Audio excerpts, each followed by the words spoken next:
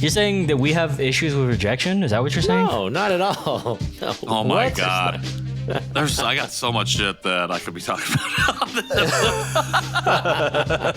Well, let's get into it. I feel like we haven't talked in a long time, and I'm like, what do you guys not know I'm about sure there's my a lot life? of things that have Wait happened. a minute, there's a lot. You're listening to the Janchi Show, hosted by 3 Korean American adoptees diving headfirst into what it means to be adopted, Korean American, and more. And now, here's your hosts, Nathan, Patrick, and KJ. Okay, legitimately, I looked back, and the last time that we released a proper episode was July. Holy shit. That's a long time. That's the longest actual break that we've taken. Yeah, Even longer than the actual breaks that we took. Well, we had time. one with just us, right? KJ and I. And No, I'm saying, like, right? literally, there was an announcement that I put out right before Yes, I my saw baby that. was born. But then before that, it was July. Well, see, So that's it's been a good, long time. That's a good reason, though. Like, July, Having a baby. August, Sure. September, October, 3 months. That makes sense. To then now come back for new dad. I Question mean, Doesn't Yeah. mean that Are we Nathan gonna be and I gone for couldn't have another been 3 doing months? it, but that's the real talk. Yeah, are we going to be gone for another 3 months? Welcome back to the Janchi Show. Guys, wow. It is so good to be back in your ear holes, back in our listeners' ear holes. It's been Stay a away lot from of my ear months hole. since we... I'm going to do what I want with you. many months. 3 months. Yeah, many months since we last released an episode, since we last hung out together. A lot has changed, and some things still stay the same. Fellas, how are you? That's so deep. I'm tired. I'm tired. It's been- Amen. I probably said that in July, and I'm saying it again in November. You're still tired. Some things stay the same. You've been sleeping for 3 months. I got a pretty good night's sleep. I got some pretty good sleep last night, but Okay. still tired. All right. Nathan, what about you, man? I've been getting the normal amount of sleep. Your got life an has extra probably hour been the last most night. stable. Yeah. So What hey, is a happy normal about amount that. of sleep? I try to get 7 hours a night. Oh, okay. That's pretty good. Yeah.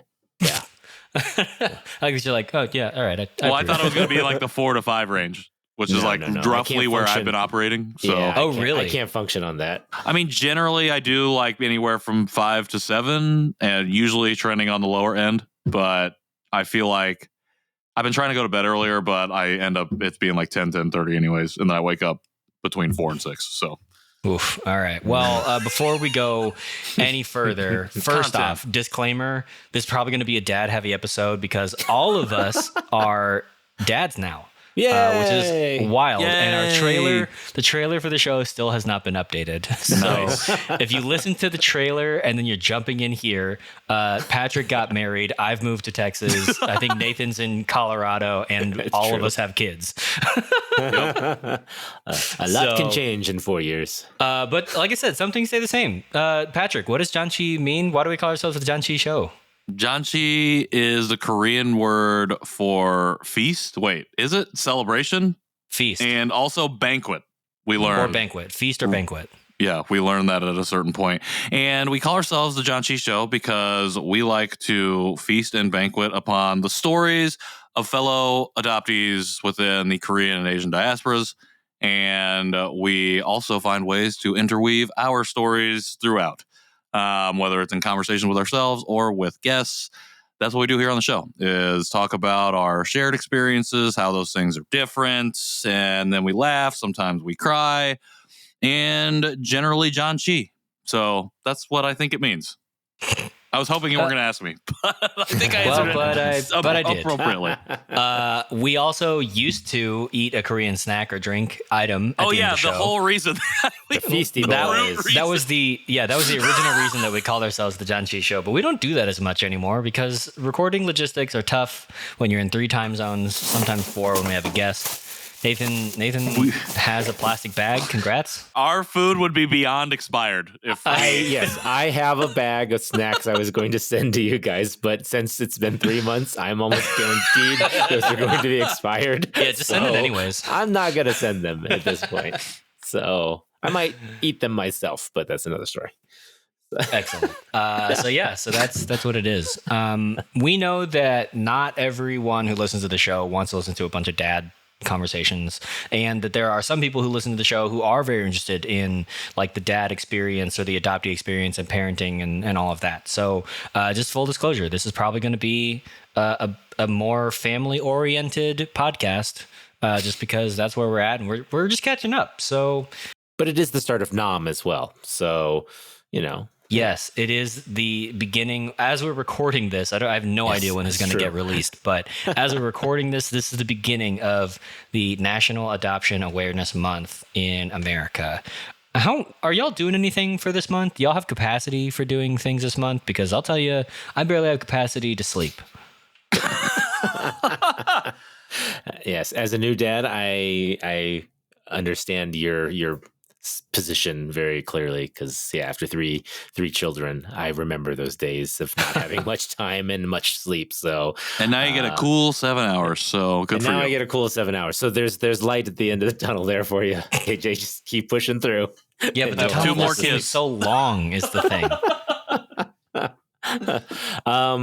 I mean, every year we talk about Nam and we always say, oh, we're doing a few things, or we're not doing much, or we're reflecting a little bit, and not, we're not going full force. I think the first year is the only year I really went full force. That was like 3 years ago or something, where I posted like almost every day. But as far as personal reflections on adoption, I'm not doing anything myself. However, I am still part of Con, and so this will be my only plug for that. I did do a lot of work for Con this month because we're doing a fundraiser. So Con, the Korean American Adoptee and Adoptive Family Network, is doing a fundraiser. They're trying to get some donations to continue, holding conferences for next year. And every year, but we are currently doing a fundraiser where we're sharing adoptee stories, some adoptive parent stories, and just getting the word out there about how donations keep us going. So feel free to check that out at wearecon.org. So he just went. He's like, I am going to plug this. He's like, I said I'm going to plug it, and I am going to full plug the entire one plug, thing. And then I'm done. And then no more Con for the He's rest like, of I have forever. the teleprompter script right here. I'm going to read all of this off, and please donate at wearecon.org. But that is, I mean, you guys knew that's been most of my life over the last 3 months of not doing our podcast has been putting my time into that. So that's been very fulfilling still for me, and really enjoy what they're doing. So, well, I think you can trace a direct line from that first time you really shared a lot in that November and to now being super involved in an adoptee centric organization and less so involved of like, oh, I have to share a bunch. It's like we've done a lot of sharing and talking about our stories, and that's just the evolution of like your journey to now be like, I'm just at a different place, and I'm going here. I'm doing these He's on a things. different plane of existence in the adoptee consciousness. I was gonna say it was at a higher plane, but I'm like, well, I don't know. That makes it seem higher. hierarchical, Different. and I'm It's exactly. It's just different. Yeah. Look, the point is, I'm at the lowest plane. So Yeah, I'm at the bottom. the point is, I'm the foundation. So I'm down here on the ground. I'm the lowest rung. I'm the perennial Padawan, if you will. The perennial Padawan. ooh, Yeah. That's a good podcast. I like that. That's Yeah, a good that's a podcast. good Right. podcast name. Yeah. Yeah. I claim it. Ooh, TM. no. All right. Damn. I'm like, dang. I'm kind of like into that now. Yeah. But you've been busy, Patrick. I mean, you've been doing your own podcast stuff. So Yeah, not with adoption or adoptee related stuff. I think How for dare this you? November. How dare you abandon your community? Like, I'm just kidding. Hey, I'm very excited for you. It's a tangent. It's different. Community. It's just a different community. Is that Yeah. is that better? It's I'm not saying better. It's not worse. It's just different. So I did a little introduction, and I said in there, since I've become a parent, I have done so much less adoption and adoptee related stuff. There was like a run of a couple weeks, I think, where I wrote quite a bit about it. I don't remember. It was when China and Korea, respectively, were having their announcements about something that we haven't talked about on the show yet. Interestingly We've been enough, gone for 3 months. Yeah. so I did do I created some content and wrote a little bit around those things, but for the most part, I've been so focused on parenting and then just Indianapolis related stuff, which is conversations piece specifically, that all of adoption and adoptee related things have not fallen to the wayside, but become like taken a different place on my priority list. Nice. So Excellent. it's just, and part of that has been the evolution of my own journey and the observation of the community and seeing so many more voices and so many more people just doing essentially what we have done over the last few years ourselves, which is just talk a lot and just share. And that makes me feel like I don't have to do that as much. And I think honestly, it's contributed to not feeling rushed to come back to the show, because those conversations, maybe I feel like I don't have so much to add. And not that I don't want to do the show and not see you guys, but it's just like, again, the way the priorities have fallen. And it's not that I don't want to prioritize the show. It's just like when it comes to adoptee related stuff, that's where I find myself. And it has to do with being a parent. So, and this is where we find out that Patrick is leaving the show after this episode. This is his.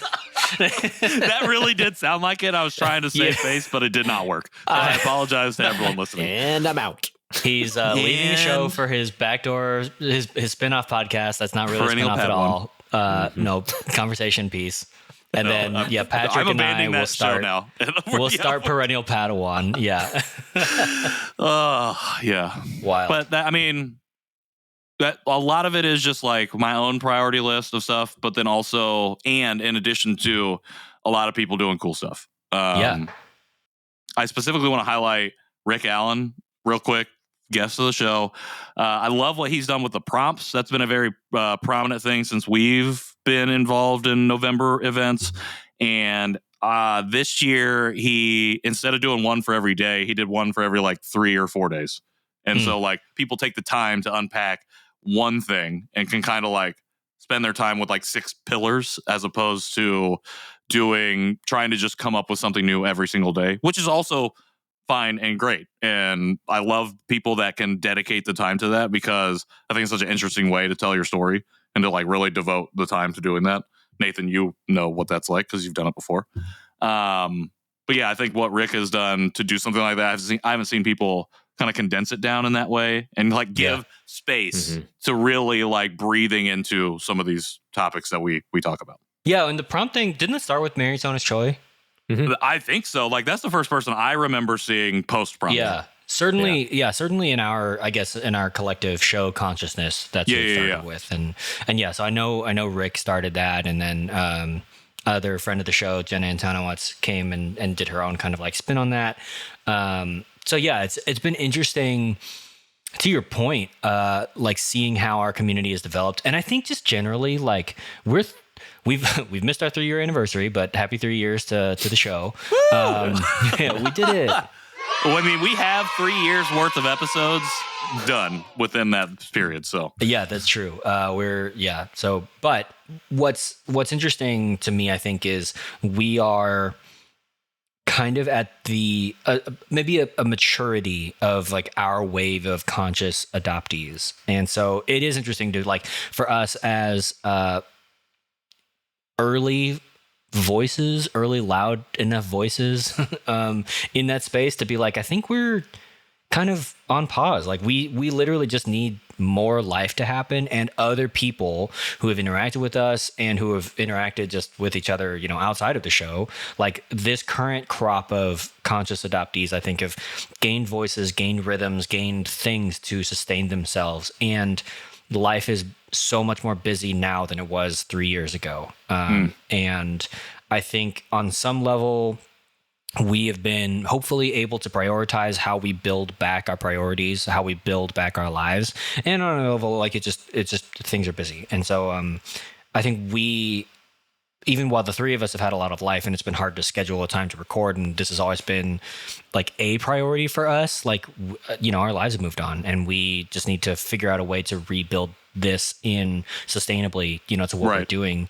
And at the same time, allow other people to take and continue what we are trying to do, which is literally just amplify adoptee voices, amplify our stories, like be the person that says, yes, your story does matter, be a place where we can say, yes, we would love to hear your story. Tell us in great detail, you know, what's going on. And so it's been a real privilege to not, I guess, be super active and to watch the community continue and to watch my friends and watch our partners and whomever, like continue these conversations. And it's funny that you mentioned Rick Allen because my wife, literally the algorithm gave her, she was like, I just found this content from @Blasian Says, who said like he's a late. Oh, like a late discovery. That's the one, late discovery adoptee. Yeah. And he was like, does that mean that you just like didn't know until he's like, yeah. And then I was like, he was on the show like 100 episodes ago. And, but yeah, so it's just like, it's cool, to see that kind of stuff continue. And yeah, and it does give us space to pursue other things through and because of and adjacent to like the adoptee community, what we do with the show, the Janchi Show specifically, and all that. Well, I don't know what it's like for y'all or what it was like for y'all, but for a minute, like, especially when we started the show and like the community and this work was the priority for me.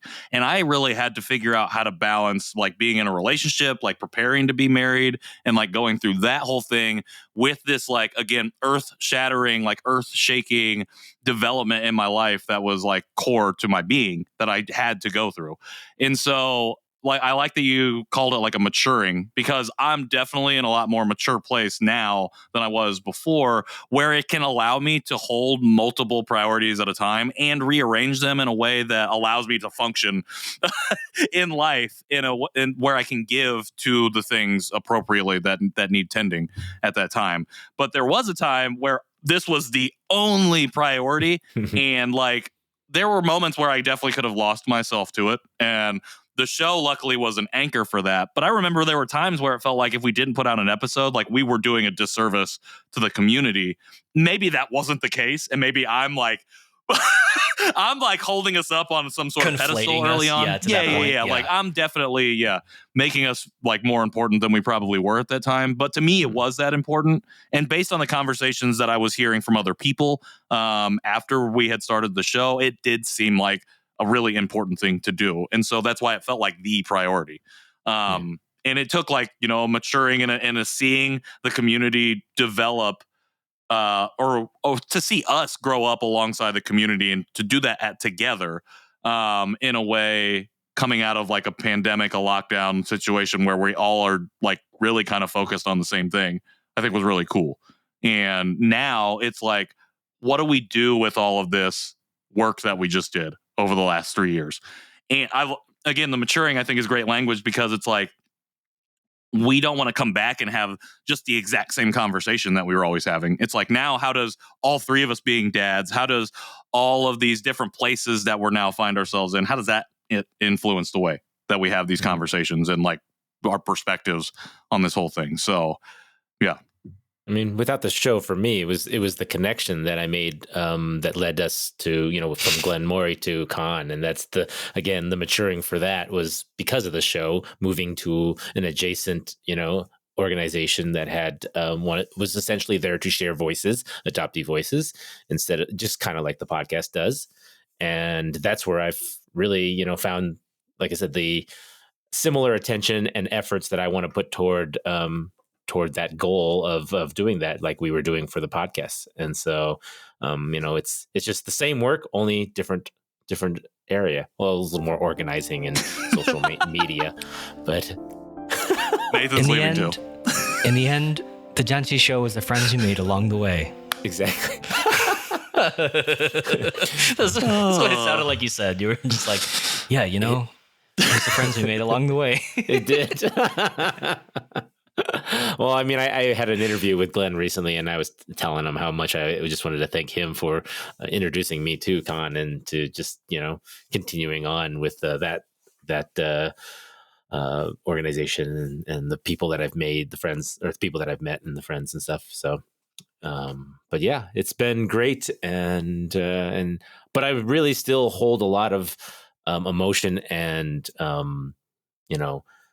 nostalgic memories from all the things that we've done, our live events. And I mean, yeah, it's only been 3 years, but still like having our food moments or our lives, or just the fact that we've only seen each other in person like 5 times or 4 times. It's like, that's true. That is strange to think about, to be honest.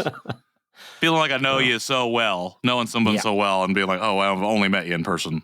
Well, not even and a handful of times. This is totally adjacent to adoptee stuff and whatever. This is exclusively a male centric point of view here. But like, how many other male friends do you have that you talk to weekly for an hour and a half every week for 3 years, basically? Right. Mm-hmm. Like, that's really unique, I think, even for friends that you made in middle school or high school or college. I don't even talk to my best friend that much. Yeah, exactly. Like my best friend, my best man of like 30 years, we don't talk that much, you know? No. And like, it's like pulling teeth. I mean, not to like, but like, you know, it's just a lot to keep up with those relationships. For sure.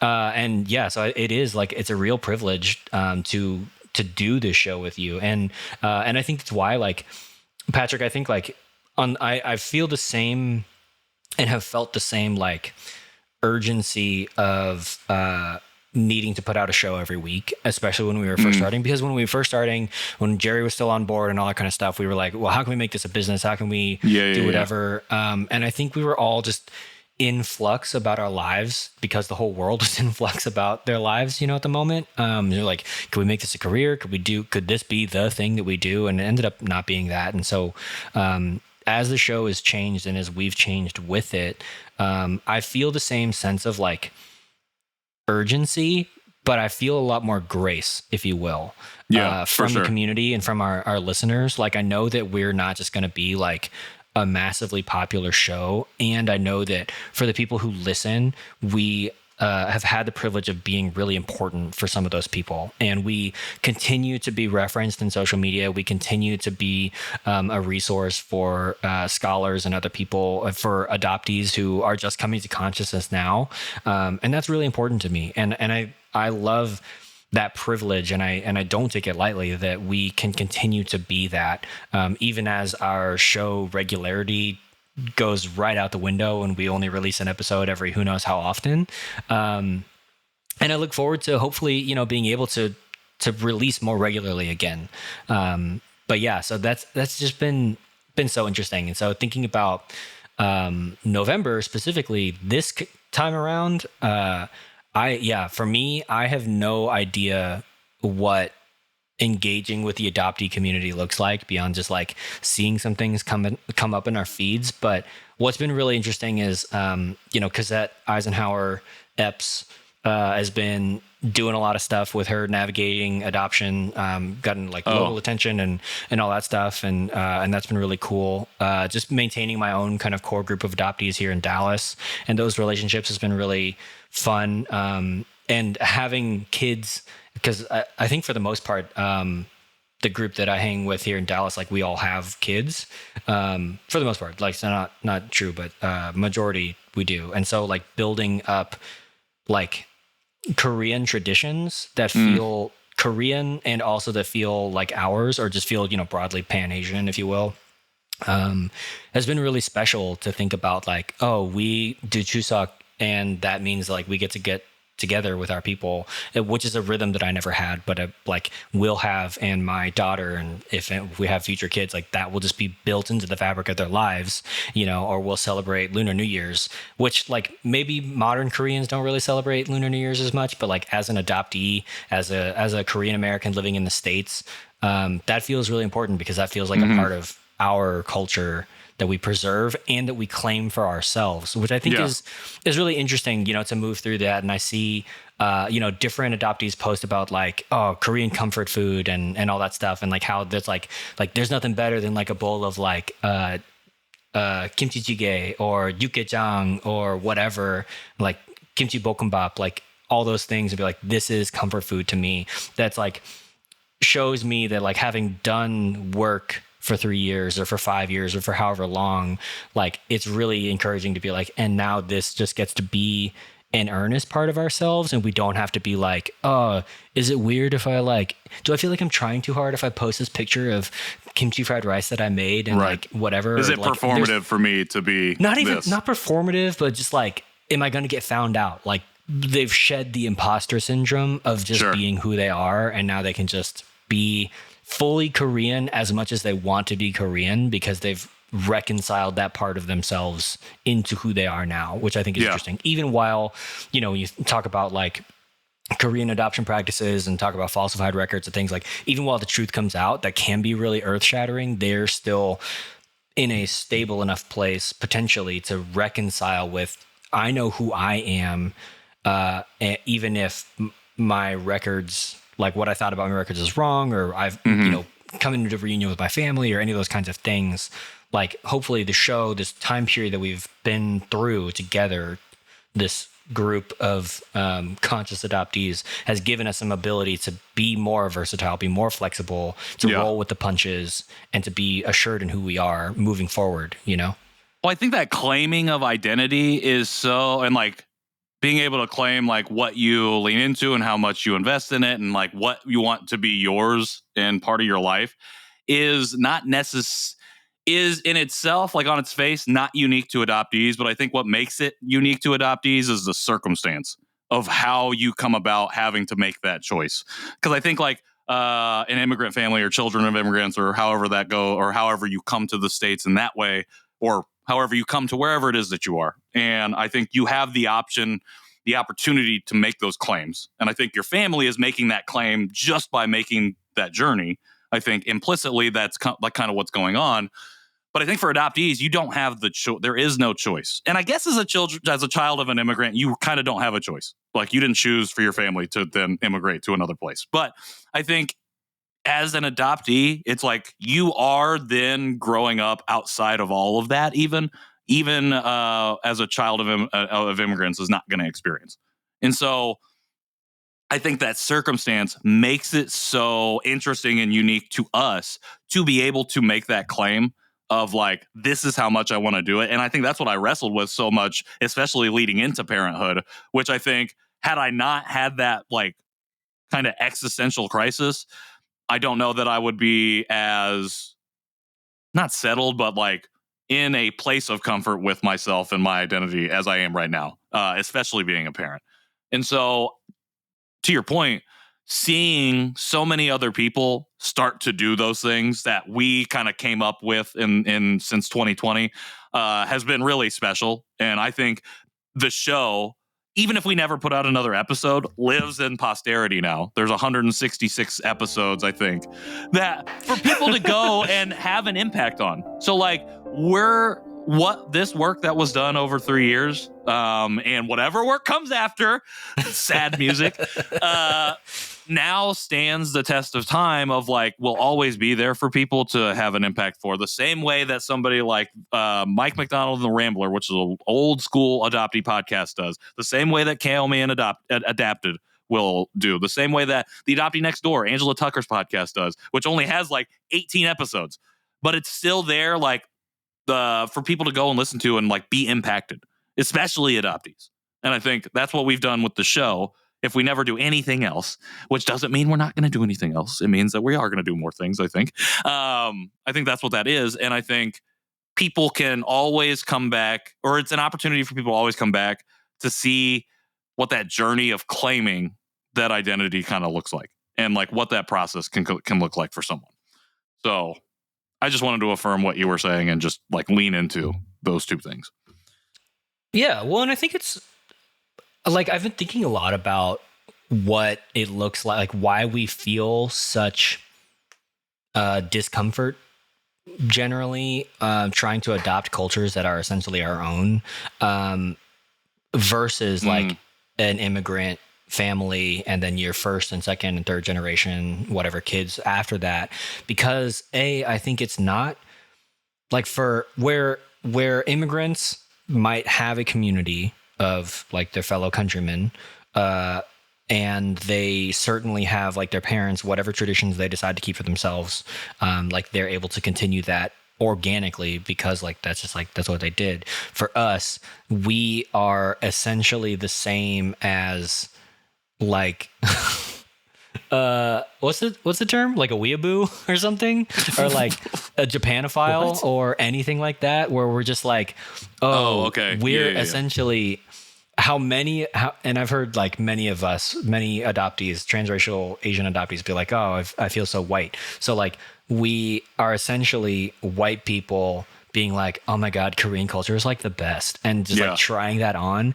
But then like, like you think about the optics of like that white person who's just like super into Korean culture or super into Japanese culture. And you're like, okay, I guess. But then like, it's different because like that is literally us, right? You know? So then we have all the same hangups, the mental hangups of white person adopting East Asian culture, but then also like that is our culture. And so there's a lot more cognitive dissonance in terms of like, embracing who we are. But I think, once we're able to get through that, it's nice. And I think it's just difficult to find community when you're adopted and you didn't grow up around that. So then it's like, well, what do I go to my like Korean culture hub if I have that, which is like maybe just an H Mart or like, and then like try to like make friends at an H Mart. Like, well, a lot of it's narrative, like we're told that we don't need it. Well, our parents are told we don't need it. And then we're probably told by other Asian people that we're not really Asian because we grew up in non-Asian circumstances,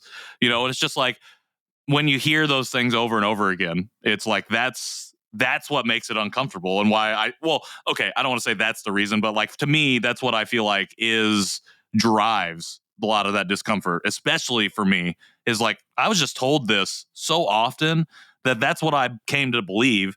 And so the people the voice saying those things now became my voice. It wasn't other people's voices anymore. It was me saying that. And so to get to even the fact that I can even articulate that and realize that is literally blowing my mind right now. Because 4 years ago, like before the show, I never would have been able to even put those pieces together to say that was why I felt the way that I did in a particular moment or whatever. And it's just like, I don't know. I'm just feel very privileged and glad that I can have the language to speak that now. And like, not even the language, but just like the confidence, I guess, in myself to be able to say that out loud. And so, sorry, I was just like having the things. Home run! You did it. I did it. Circling back now with all of that and knowing how we were raised, and we can go into the future of how we raise our kids. I know we were just saying that we were going to, allow ourselves to introduce traditions and things for our kids. But if we continue to do kind of the things for me, I tell my kids that they're Asian. I tell them, that these are Asian traditions. Yeah. I mean, I am trying to do he pulls his eye back. It's very problematic. It's not a good look. They get it though.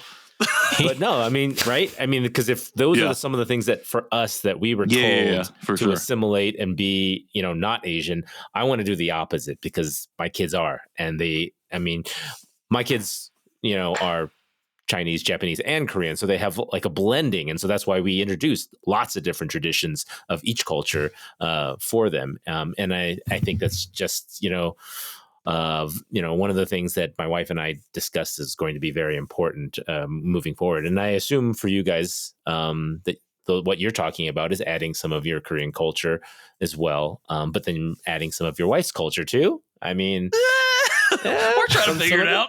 But it's a mix. And the thing is it's up to you and it's up to whoever out there. It's up to the parents. It's up to us. And that's what I think is great is as long as you, do what you think is best for your family, I'm here for it. So Patrick, and obviously we can cut this, but before Van was born, I remember you and Emily, you brought up on the show that you and Emily were talking about what does it look like to raise a mixed kid? What does white culture even look like? That kind of stuff. Yeah. How have those conversations continued? How have they changed if they have? Like, have you landed anywhere? Have you had any like conversations around that now that Van is here and you're like starting to go through holidays and stuff? You know what's really interesting? I'm glad that you just asked me this question. No. So I would say like he was born and any like conversations that we were having prior, I don't know. Couldn't even tell you what we were talking about. It was just like, oh, Van's here. And now we're doing Van stuff. However, we're in the throes of the latest presidential election. And there was a rally recently held by Donald Trump at Madison Square Garden that was pretty damn dystopian. One of the speakers, Tucker Carlson, said something to the effect of that Kamala was a mixed race, low IQ person. Like that's what she would be as president. And I'm not like, obviously I just despise any and all of those people regardless. But I don't know. I'm just like, I look at that comment and like, it affects me differently, I think now, because I have like my literal child is mixed race, and thinking about like, this is what, and so talking about those, connecting those dots, like this is like what happens. Like these are the things that are said that causes someone to start saying that to themselves because they are that person. Like they have that identity. And we have very recently, like Emily and I have talked about it a little bit, I guess, but just thinking about how like our families navigate a public situation where Van experiences a microaggression or some form of hatred or bigotry directed towards him. What are they going to do? Like, what is our family going to do in that situation? And here's the thing, like if you are supporting publicly Donald Trump just because you don't like Kamala Harris or whatever, like then, but like when you do that, like you're implicitly, then you're stating that you support people who hold these same ideologies, which then extrapolates to, I believe, like to me, I agree that a mixed race person has low IQ and could not possibly have anything above that intelligence level. And I think that has now triggered thinking about how we navigate these conversations with our wider family, as opposed to necessarily ourselves, like individually. I think because it's been like wrapped up specifically in the election and politics, I think it's been more of an external thing. But I think it's just like really ripped these conversations back into the fore, because like it's easy, and this is privilege talking. It's really easy to stop thinking and talking about that stuff when it's not affecting you every single day of your life. Like when you're not in situations and circumstances where you don't have to think about it, like it's easy to not think about it. And that's a super privileged way to live your life. And we've been able to live our life very privileged, especially these last 9 months. And I say all that to say I am not unaware of or naive to the fact that this shit is going to be happening regardless of who becomes president, and he's going to experience those things. And they damn well better not be coming from within our family, or if they're happening in our family is available, like our family needs to know how they can step up in support of our kid. And not only our kid, but anybody who is mixed race. Like they shouldn't just stop here, but like our kids should serve as the model of like, if they have to serve as the model of this is how we treat human beings who are different than us, then I guess that's what it is. I don't like my child, any child should not be used as like, oh, this is the example. Like I'm going to move you around here like a pawn or a puzzle piece. And like, I don't know, like there's some people who just can't see beyond their own visage and their own privilege.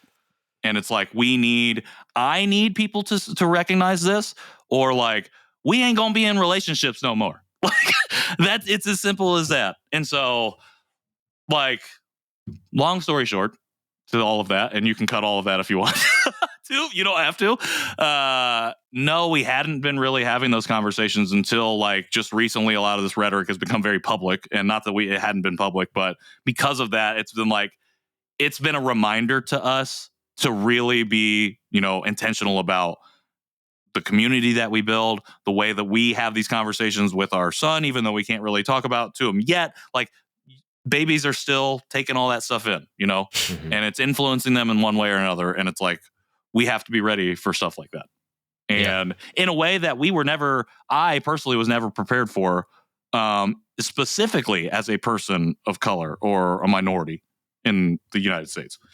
So like, again, thinking about maturity and thinking about, tying all of these pieces together, it's just like, I'm glad to be in this space and have had a bunch of these conversations to where it's like, okay, I don't want to put my kid through the same thing that I went through. Like, how do we do this better? How can we do this differently? I don't know if that answered your question at all. I just got real fired up because I was I've been in my brain, like eating away at it. And I'm like, I just need to say this because it's been pissing me off. And yeah. like, it's so hard to organically, quote unquote, like introduce hard conversations that need to happen with your family so that your kids can be safe with their extended family. Right. And I think like that's really difficult. And I've been really intentional with some of my family. Whenever I have the chance, like if somebody makes an off-color joke, I lean in that moment and say like, oh, tell me more about Disney's woke agenda. And then we have a long conversation about context and relationship and with regards to Disney's woke agenda, you know what I mean? And like, it gives me an opportunity to hear their perspective, like their social circles, what they're hearing, but it also gives me a chance to push back and be like, what if my daughter feels that they're like in the wrong body? What if my daughter is queer? What if my daughter like decides to be any type of non-standard, you know, not what you expect from a child? Then like we need to have that conversation so that you don't hurt her, you know, like it's that type of thing. And I like, you can like just building that safety. And at the same time, one of the things that I found that was really like way more annoying than I thought it would be was for our baby shower, we asked for books instead of cards, and we got a bunch of books, and it's all animals, and it's all like, oh man, I love you so much, or like whatever relationship, or like all that stuff. Like none of the books are bad, but none of the books were like diverse, if that makes sense. Yep. And I was like, I struggle, just personal confession, because I don't know how to be friends with or find people that aren't just like white people, because I'm very familiar with white spaces, and I'm like, I don't even know where to go into non-white spaces. Where is that? Like H Mart? I resonate with that hard. But so I'm like, and I don't, you know, I work from home. So while I have some like Choctaw, like some indigenous friends or coworkers, like,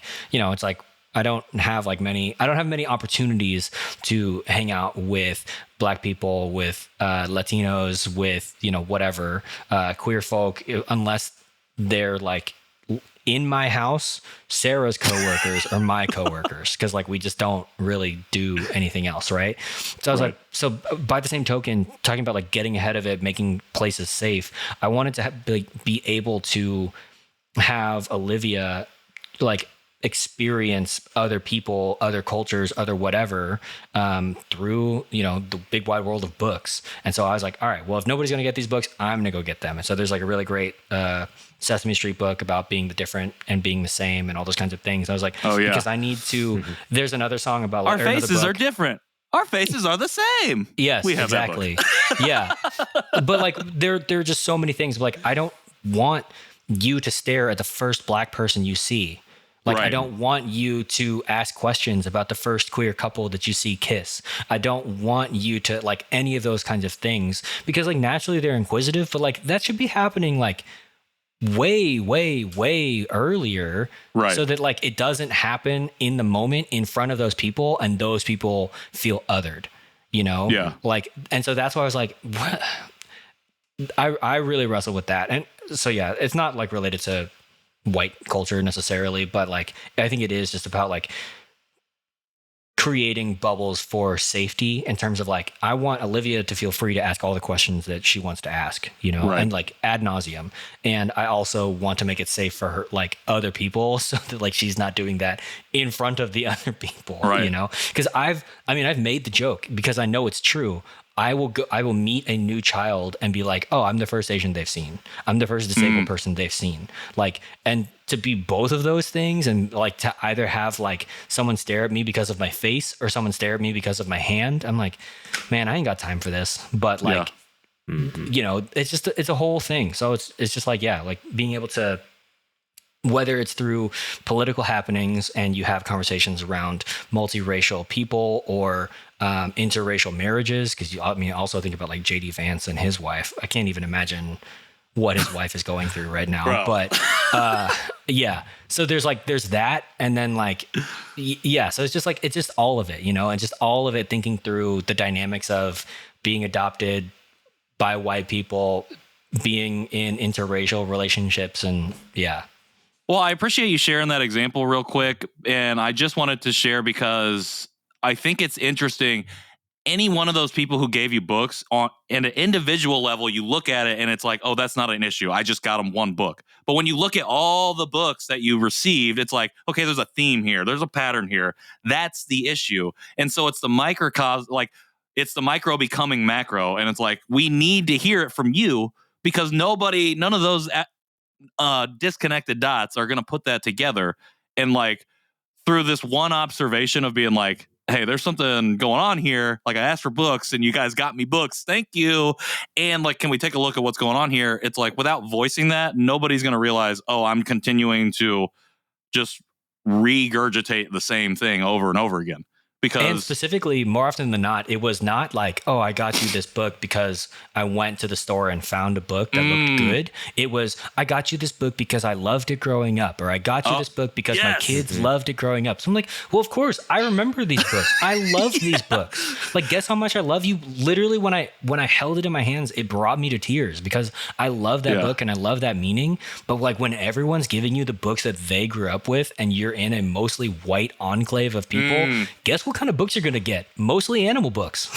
Bro, we need to clip this part of the conversation out for video and put it on the internet because that'll do numbers. That's for you. That's for somebody else that I can hire to do that. Yeah. Great. Well, I appreciate both of you sharing all that information. There's multiple things in there that I probably have already forgotten about how I wanted to touch on them. But yeah, sorry, I just popped off. I appreciate the question. I was just you guys know me. I get on my tangents. There was a lot of good stuff in there. Topics that I wanted to follow up on is how you were talking about being in more BIPOC, spaces, environments and spaces like that. I have also found, though, that sometimes it's sometimes different than I expect because I have found some conservative BIPOC, families. Oh, yeah. I mean, that's a classic. Not all skin folk is kinfolk. Yeah. Exactly. And so I've had a lot of conversations lately, of course, because of the election and everything with people about election choices and about circumstances, events and things like that. And, in the end, I think that's healthy. I think the conversation is healthy specifically for me because I don't want to be closed off on anyone who's, voting one way or another just because they're voting this way. I want to find out why they're voting that way. And especially if they're, have families that could potentially be affected by their decisions in the future, I would like to know why. And I don't want to judge, and I don't want to 100% sway them away from certain things, but I would like to just see it from that side of things. And I have learned a lot, and I've had some really good conversations with friends. But then I've also had some comments that I was like, oh, that's not exactly, the way I see it. And it's very hard and tough at the moment because it's such a heated moment so far. So close to, the election day here. But another thing I was going to touch on is those books. I same thing. I bought a lot of books myself that were, that had, books about other cultures and things like that. And by the way, I found out that Target has a great selection of that. So they do have a good, yeah. So I just wish they didn't put the damn Target sticker on the book. Take that off of there. But and I have been very intentional on that as well, and trying to make sure that we have a lot of books in the house. Because I think it's important. And then of course, like you said, in the end, telling the kids certain situations, hey, these are things to look out for when we are out luckily in a fairly diverse neighborhood that I'm in. We do have, queer couples. We have, and they now understand that you can have two dads, two moms, things like that. And they're very okay with that. We have some transgender kids. We have some, it's actually really great that they are seeing that now, like you said. But what I was going to say is that, you mentioned being the other, and I felt that recently, and I really, this is where I really disliked it because of the environment I was in. I was in one of those places. It's called Shields, where it's like a well, on Bass. blast. Yeah, I know, but it's like a Bass Pro Cabela's kind of place. But just I literally think we were the only Asian. My son and I were the only Asians in there, and it was pretty packed that day. And I just felt that I was getting some stares, and I hate that because the stares are one thing. I can kind of get past that. But being so close to the election right now, my mind jumps to other things. And I don't know if you guys have had this yet, as your kids grow older and stuff and are, running away from you or walking around themselves. I fear for their safety sometimes. And I don't know how to handle that at the moment. It's very I feel very protective sometimes in those spaces because I feel threatened, even though everybody was super nice. There was none of what I, feared, happen. It was just that I felt anxiety because of the environment, because of maybe some of the things people were wearing that I figured, sure. This person leans one way or another. But I don't know. Have you guys had moments like that? I mean, you guys are in. I got a crawler, but he don't crawl. But yeah, and public, just, wheeling around. Or no, whatnot. for sure, 100%. I feel that because, I feel that even. Well, okay. I definitely feel that just kind of anywhere we go in general. I mean, I live in a blue city and I'm in a red state. And when we go out of the city, for sure, when we stop to get gas and we're going north and we're on the highway, for sure feeling that and we're in and out. And it's one thing, I can handle some of the stairs and stuff now, and any of that now, I don't have any issues with that. And if something did pop off, I have no doubt that I would be able to handle it. But yeah, with Van now in that situation, it does change the way I think about approaching anything. And I wouldn't say even in the 9 months that even during this election season, specifically the last 3 months, that I've felt anything like that necessarily, but I've also not been in a lot of situations that I've found myself surrounded where we were the others, specifically in that experience that you had, to where I was feeling that. But especially when we first moved back in 2020, I could still I felt those anxieties for sure, just walking around myself. And those are heightened. I mean, it's just weird because I feel I feel so secure now in myself. I feel that kind of extends to my kid in a way, but he's not walking yet. So I think that does add a layer to the idea that at any moment, if I don't have a leash on him, which I would never put on him, those backpack that just personally, I'm not. That's just not for me. You're not a monkey backpack because I got lost. Person? I got lost a couple different times when I was a kid, and so I don't know. I don't know. So I don't know. I am thinking about that a little bit more as we get closer to walking. And I just don't think I've been in a situation where I've had to fear it so much. But I definitely know your anxiety. I just want to affirm the anxiety and not cast pall on all the people in that building, because you said most everybody was great and you, but the reason I feel like you were feeling that is because there was that level of unsafety that was there. I would say not that anything was going to happen, but the reason you felt that is because it was for sure there in some form or fashion, unfortunately. Yeah. And there's always, not everybody who leans one way or another has, malicious intent. And so I don't want to generalize and never want to say that this person is going to do that. I just know that in certain circumstances in the past, we have had minor microaggressions, or we've actually had full on, racist confrontations and things like that. I think a lot of adoptees, a lot of Asians, specifically have, of course, with the anti-Asian hate and all that stuff that happened. But because I remember a lot of that happening during COVID. And so I still remember those moments, and I still remember thinking that, okay, now that we're close to election time, is this going to start happening again? Especially depending on how it goes, which direction.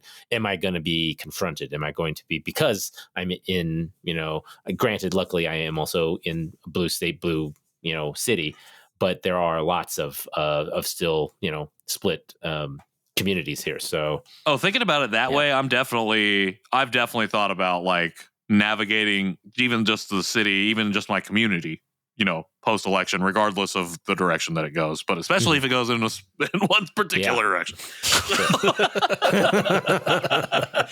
Yeah, I remember on Threads, the algorithms gave me a tweet of some white lady being like, "Well, I finally did it. I wore my Kamala Waltz like shirt when I went out for a walk in my neighborhood," and it's like in a suburb near mine, And she was like, everybody was super nice, but like she was afraid to be like a Democrat, proudly, loudly walking around in North Texas, which is like not. North Texas, take it for what it is. And I just replied, and I was like, same, but I'm just going out for a run, and I hope nobody yells "Go back to China" at me, like, because that's just where we're at, Like you see big old Trump flags, and like and all that. And I know that we all live in places where that's very common. And so yeah, it's a wild time to be thinking about that kind of stuff. So yeah, I definitely feel that, and I even thought like, to your point about like going to Shields and being like, oh, I feel like the only Asian person here. Like Sarah, kind of early on when we moved back, she was doing grocery shopping at Trader Joe's, and I was like, is Trader Joe's a white person thing? Like, is that just like the whitest thing you can do? Like, I'm like, oh yeah, but like, I've since like stopped caring basically. But I think there is like that sense of like, what I was saying before about being so aware of like, I know white spaces. I find myself in very white spaces all the time. And like, I know Nathan, I totally resonate with that feeling of unsafety, that feeling of being on edge, or just being like ready and not really knowing what you need to be ready for, but being hyper aware that like you've got not only yourself, but your kids, and it's you against everybody else in your area, basically, is what it could feel like. And I was thinking too, like, to your earlier point about meeting, conservative Black folks and whatever, it's like the difficulty, I think, on the one hand, it's been really good to have language like BIPOC or whatever for certain situations. And we often run into the accidental monolithing of people within those communities and those labels, when you think of, like, when I hear the term BIPOC, I typically think of like one archetype of one person, and forget that like a BIPOC community still has great diversity within it, because you have an entire community of like Black people, you have an entire community of Indigenous people, you have like potentially hundreds of communities of people of color, like, you know what I mean? Whatever, and the rest.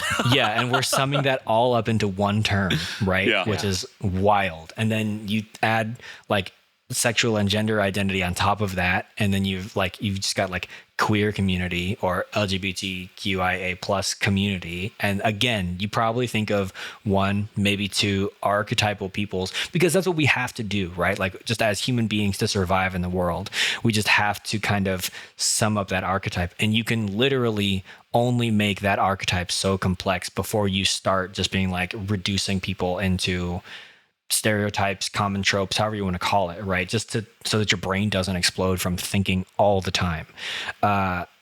And then you run the risk of like forgetting about the diversity within all of those communities. You forget about the Venn diagram of all of those labels, and that a person could fit into all of those labels in a specific kind of way, and then a same person, or a person that fits in the same way, can be a totally different person. Like, at the end of the day, people are people and deserve to be seen with that much like whatever. But like, just for your own brain of it, like, you're like, oh gosh, am I afraid of white people? Like, white people are afraid of me? Like, like you kind of begin to see that just because your brain is like, and I think that's where 3 years of doing the show, I've gotten better at it, and I still have to improve at it, because like, on the one hand, I am more aware of what could happen, and I have to be more chill about that not happening, or more gracious about that happening and not happening, and that kind of stuff, in the same way that like, when I left the church, I was like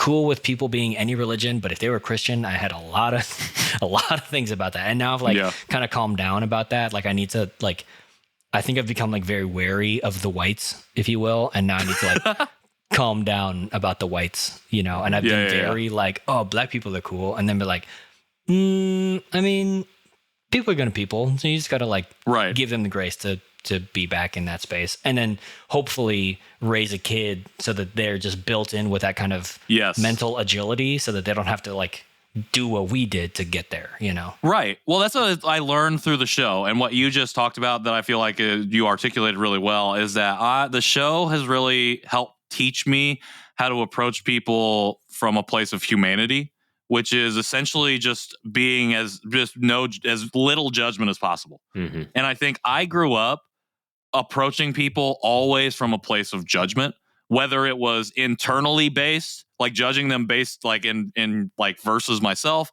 or because of the narratives that I had been told from other people in my community, so on and so forth. Like, I feel like the show really helped me. And then like this community and like doing this work has really just helped me understand, oh, I can, if I just treat everybody and show up to meet everybody and accept their full humanity and not make these assumptions, like generally conversations and interactions are going to go a lot better. And or like we're just not going to move towards this place of potential unsafety. And if we do, I think I have the tools now and abilities to get out of that without harm being caused to other people. And hopefully. But I feel like that's just like, that's what I feel like is one of the biggest lacking things. If we could just shift to approaching each other from a place of humanity, like we could maybe not solve problems, but we're starting from a place that is not from a place of like, I hate you. Like, you know what I mean? You're like, you're already from a deficit. You don't want to live in fear. Basically. Exactly. And we have learned to be appropriately afraid, appropriately wary. And then it's about like, okay, so like when COVID first broke and no one knew how to like go outside and we were like, oh God, is it going to be like this forever? And then you're like, you kind of learn to live with it. And so I think, that's where it's at, is learning to live with it and being able to come down from a fear-based approach and being able to breathe in that, being like, no, people are people and I can give grace to people. And while I need to be prepared for XYZ situation that may or may not happen, and we don't have to live in fear as much. For sure. I could probably talk for another 3 hours, to be honest. This feels like Clubhouse. This feels like a Clubhouse session. Yeah, it's been really good to be back, and I hope that we get to continue these conversations and that our schedules align in such fortuitous ways that we can do this regularly.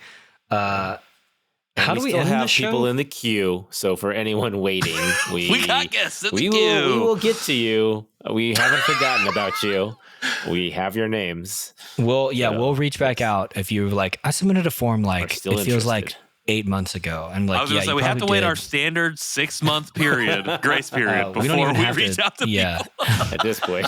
So we'll figure that out. And we'll talk about that off. You don't need to hear the inside baseball of how we do the podcast, but yeah. Thanks Generally, for listening. we end the show with us with food. So that's what we don't have food. You were doing it. I just didn't have to jump in right there. It's our dinner time, at least in Central Time and Eastern Time. But if you guys want to connect with us, hang out with us, follow us as we may or may not post about adoptee related stuff during the month of November and beyond. Nathan, where can they hang out with you on the internet? You can find me at nnowalk on Instagram and Nathan Nowalk on Facebook. Boom. Patrick? I'm Patrick in the World on Instagram and TikTok, and Conversation Piece Pod on those apps as well. Yeah, definitely check out Conversation Piece Pod. I forgot it. That's what it is. Check out Conversation Piece Podcast that Patrick runs. It's very good. Check out Con. That's wearecon.org. For all the stuff that Nathan is doing. He's doing a lot of great work, and that org is doing a lot of great work. You can find me at KJ Relke wherever I want to be found on the internet. Yeah. And for the show, all the places that you want to find us social media wise at Janchi Show. Go to the website to get merch and check up on the archives, everything else, janchishow.com. You can reach out to us as well. Send us messages if you'd want. The DMs are open. Send us an email to janchishow@gmail.com. You can also leave us a voicemail or send us a text message to 972-877-88. No, I've gotten it wrong. Ooh, what is it? That's 972-677-8867. Dang it. I was close. The 8s are in the wrong spot. All right. Send us a message. We love to get your messages. And if you're lucky enough, we might play it here on the show and talk about it. Other than that, if you like what you hear on the show and whatever you're watching or listening to this on, actually, you're just listening to it. If you want to leave us a rating or review, that would be great as well. And I think that's it. I think that's all we have, right? We missed everyone.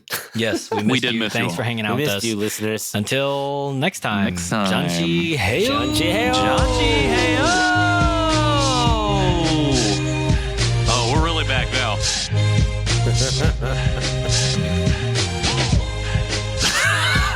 Do you like that old bass line right there?